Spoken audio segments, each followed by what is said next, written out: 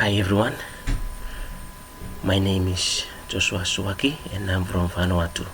This is my ED152 presentation on Erik Erikson's psychosocial development theory. Erik Erikson is a prominent psychologist known for his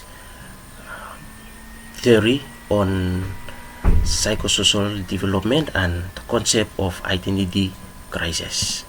He developed this theory in 1958 and further developed it in 1963. Erik Erikson's theory of psychosocial development is a comprehensive model that outlines 8 stages through which healthily developing humans should pass from infancy to late adulthood. In this stage, the individual faces and hopefully masters new challenges. Each stage builds on the successful completion of early stages. The challenges of stages not successfully completed may be expected to be reappeared as problems in the future. Here are the 8 stages of Erik Erikson's psychosocial development theory. The first stage of Erik Erikson's psychological development is trust and mistrust. This is from birth to 18 months old. In this stage, infants learn to trust their caregivers to meet their basic needs. If their needs are not consistently, they develop trust. If not met consistently, it will lead to mistrust ensues. The second stage of Erikson's psychological development is autonomy versus shame and doubt. It is from 18 months old to 3 years. Toddlers learn to exercise will and do things for themselves, or they doubt their abilities. Okay, that is stage 2. Stage 3 is imitative versus guilt. That is from age 3 to 5 years old. Preschools children learn to initiate activities, interact with other children, or they feel guilty about their efforts to be independent. The fourth stage is industry versus inferiority. Inferiority is an industry is when children begin to develop a sense of pride in their accomplishments and abilities, or they feel inferior and doubt their abilities. Stage 5 is identity versus role confusion, and that is from years 12 to 18. Adolescents explore their independence and develop a sense of self, and they become confused about who they are if they don't establish their identity in this the stage of life. The 6th is intimacy versus isolation. That is from age 18 to 40 years old. Young adults form intimate, loving relationship with each other, or they feel socially isolated if intimacy is not being carried out well or developed well in their lives. The 7th stage is generativity versus stagnation. That is from 40 to 65 years old. Adults need to create or nurture things that will outlast them, often by having children or creating a positive change that benefits other people. The last stage is in the criticality versus despair. That is from age 65 to death. As all the adults, people reflect on their lives and feel either a sense of satisfaction or a sense of failure. Okay, so these are the 8 stages of Erik Erikson development. This presentation, I will be focused mainly on the 5 stages of Erikson psychosocial development, which is identity versus raw confusion. In identity versus raw confusion, that is from age 12 to 18 years old, and this is a very important stage that we need to consider as parents, as caregivers, when we develop a human being. This is a stage where adolescent, this is a transitional stage where adolescent is moving to an adulthood. So they are going to experience a lot of things. They want to do things by their own self, and this is where we have to pay special attention in this group of people. Okay, this stage of life, the children or the adolescents are trying to find different ways, different things to handle, different experiences. They try to do this, they try to do that, they experience things so that they try to bring about an identity. They try to develop themselves an identity. In this presentation, I'm going to present some main points. The first point, 4 main points. The first point is the definition of psychosocial. What is psychosocial development? The second one is identity versus raw confusion. What is identity versus raw confusion? What is identity? And how does it lead to raw confusion if identity is not well developed? The fourth point is we are going to identify 4 ways to establish an identity. What are the 4 ways to establish an identity in an individual? And then last but not the least, if identity is not well developed, then we may find the children in raw confusion stage. And this is the stage that we don't want children to end up in. And in this stage, we will find out more what will happen, or what are the signs of a child in raw confusion in this very important stage. The first point that we are going to look at, we have to understand the definitions of psychosocial development. Okay, psychosocial development refers to the psychological and social process that individuals go through as they develop and interact with their environment. This is from Kent, Plunkett, and Mansinga Katna in 1988. Psychosocial process encompass all the natural functions of a human mind. Okay, the thoughts, thinking, response processing from the head, feelings, this judgment. Okay, and then when we talk about social, okay, psychosocial is a social process, is repetitive forms of behavior that commonly occur in social life: comparison, conflict, competition, and accommodation. Okay, in this social process, we go through life, social life. It goes through, the child may go through peer pressure, cooperation, conflict, competition, and accommodation. All centers around interaction with other and the surrounding environment, especially with the humans. And in the psychosocial process, this process play a crucial role in shaping our experiences and our behavior. Okay, like I said, the neurocognitive functions, the way he thinks, the way he processes ideas, subjective inner thoughts, emotions, and sensory experiences, self-awareness, and conscious thought. Okay, so this is what we try to find out in psychosocial development. Okay, so this is a very important thing that we need to understand in order to identify, to study about identity and raw confusion. Okay, now that we have understand the definition of psychosocial development, we are now going to look at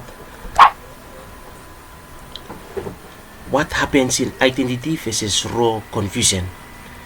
This stage of human development and adolescence is mostly attending junior and early senior cohorts. Okay, that is from year 7 to year 13.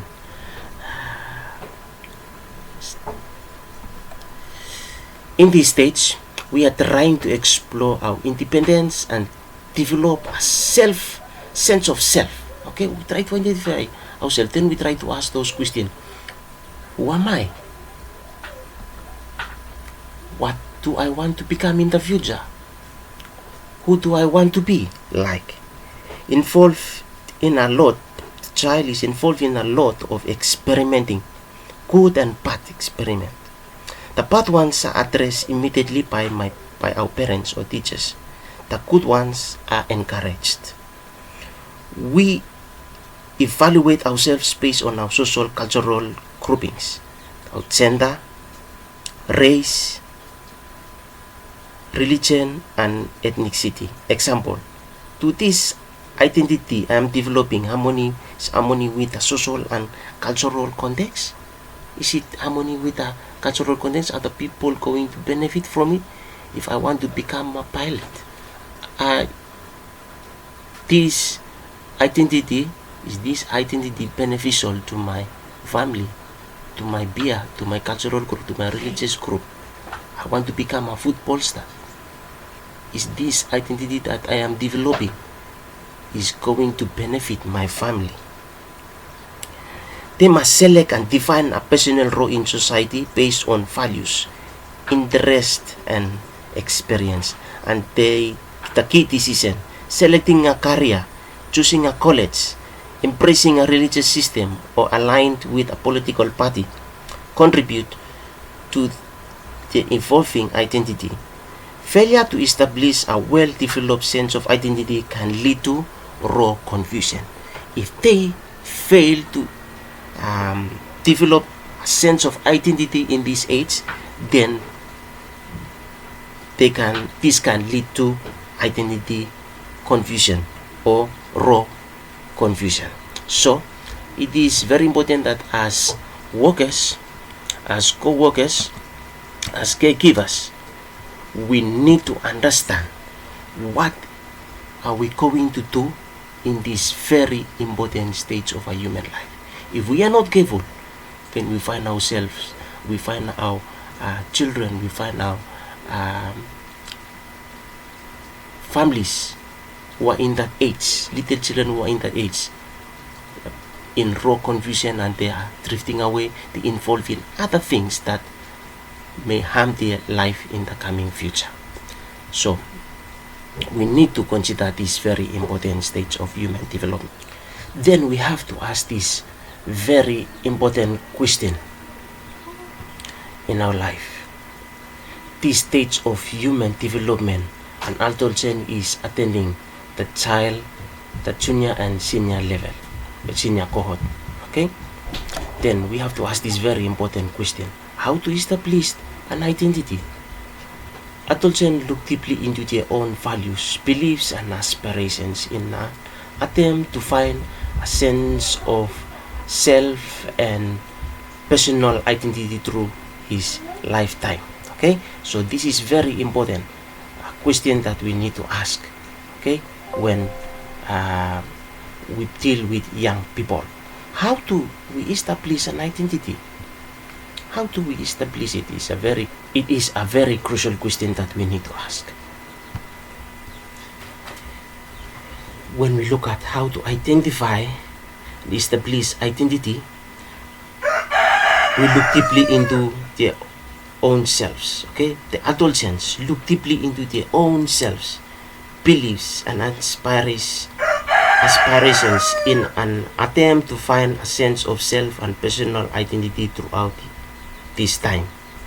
So everything is centered in self, own values, self, and personal identity. Okay, this is a very important stage.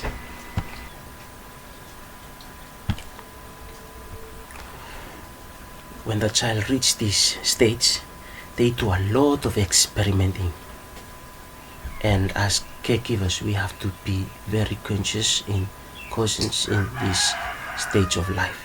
When they do a lot of experimenting, some of the experiment will help them develop their identity, while some of the experience may sometimes will has a lifetime implication in their life, and they are going to regret it for the rest of their life.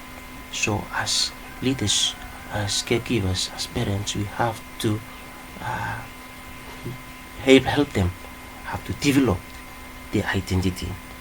And then in the social and cultural context, how their identity has to be harmony with the social and cultural context.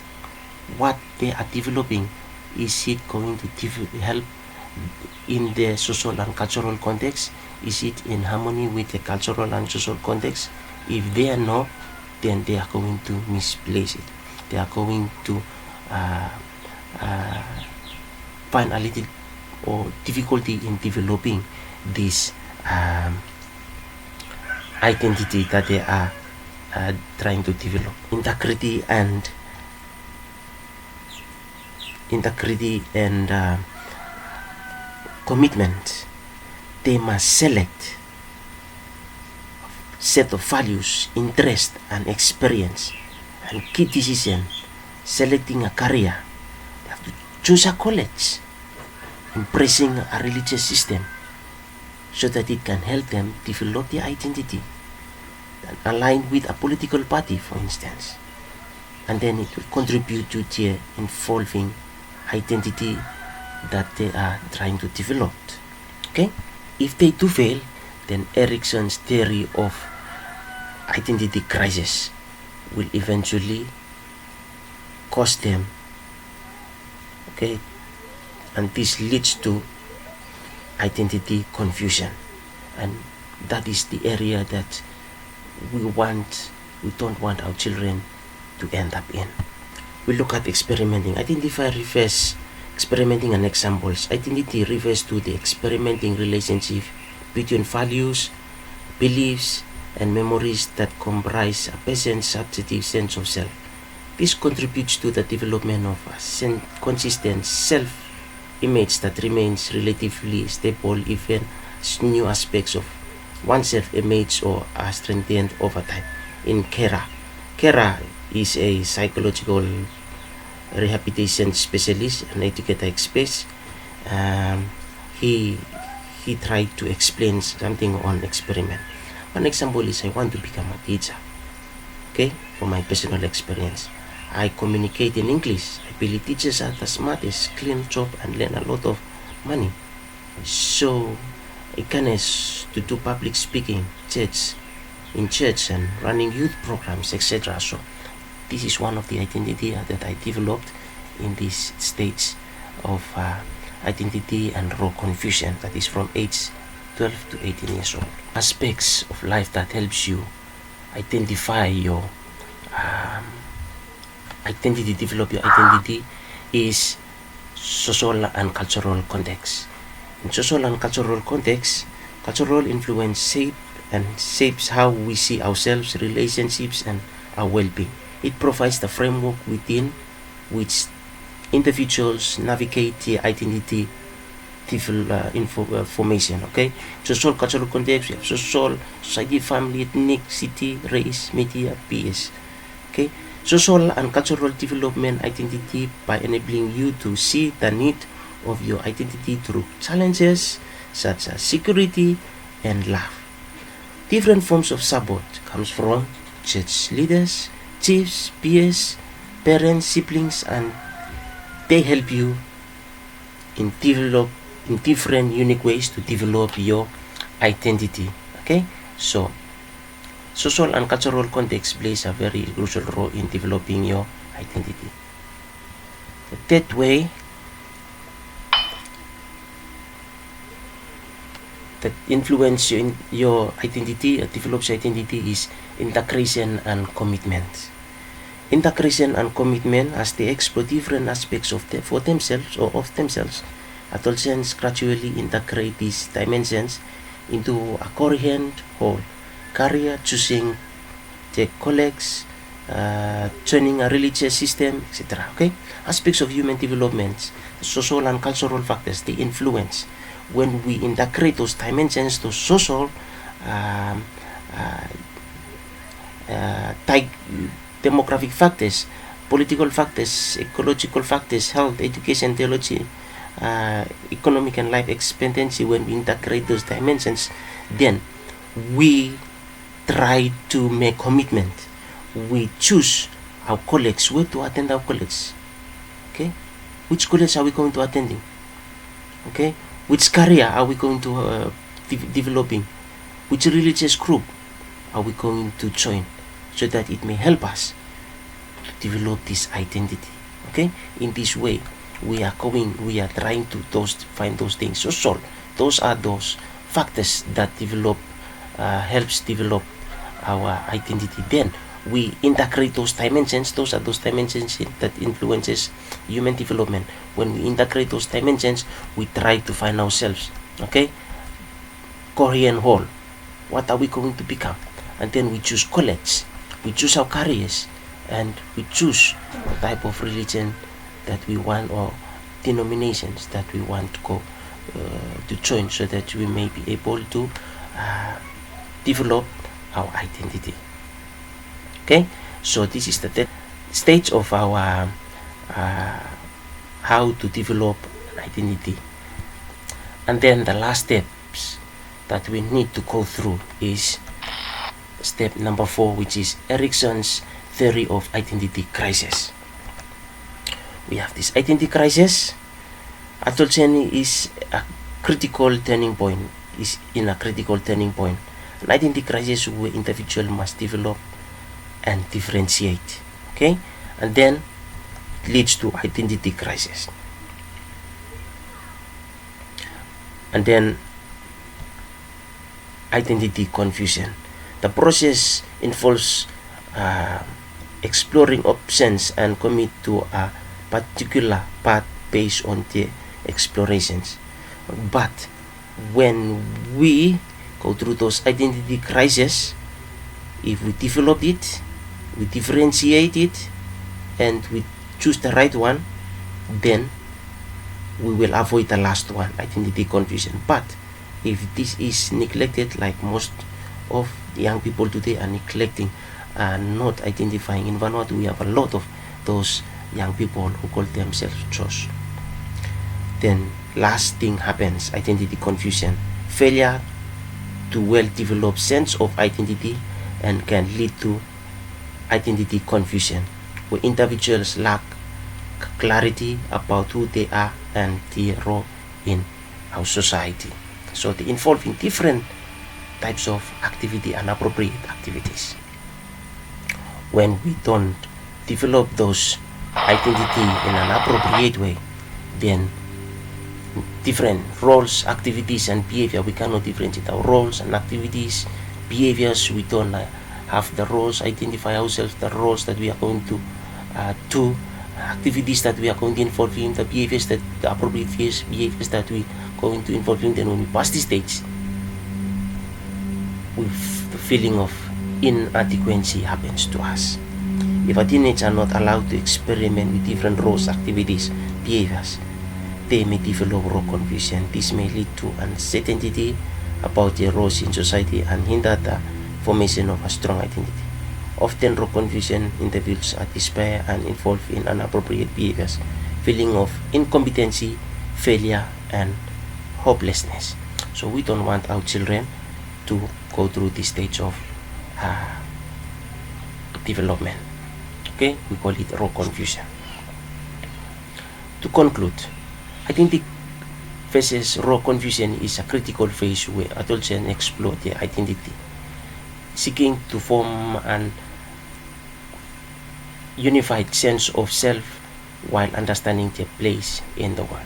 But if they are successful in identity development, then they may end up in